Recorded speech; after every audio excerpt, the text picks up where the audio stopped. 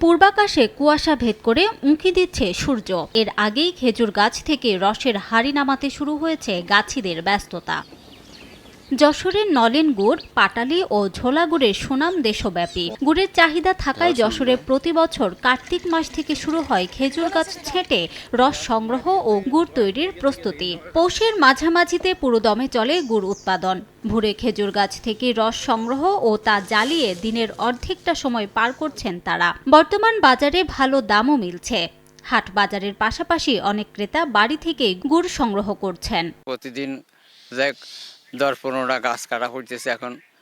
আর রস 5টা-7টা রস আসছে, 5টা-7টা রস হলে দেখা যাচ্ছে যে 5 কেজি 6 কেজি পাটালি আসছে। 80টা গাছ কাটতেছি। প্রত্যেক দিন গাছ কাটা, পাড়া, বদলানো সব নিজেরই করা লাগে। এবারে আপনার গুড়ির দাম মোটামুটি খুবই ভালো অন্য বছরের তুলনায়, কিন্তু রসটা কম গাছে। খেজুর গুড়ের উৎপাদন বাড়াতে বিভিন্ন উদ্যোগ নেয়ার কথা জানায় কৃষি বিভাগ। বিভিন্ন প্রকল্পের মাধ্যম দিয়ে বিশেষ করে স্পেশালি এই যশোর অঞ্চলের বিভিন্ন জেলাতে চাষিদেরকে, বিশেষ করে গাছিদেরকে আমরা প্রশিক্ষণ দিচ্ছি, যে যাতে করে তারা তাদের পেশাটাতে ধরে রাখতে পারে এবং ভালো মানের গুড় কিভাবে উৎপাদন করতে পারে সেই প্রশিক্ষণ কিন্তু আমরা তারা দিচ্ছি।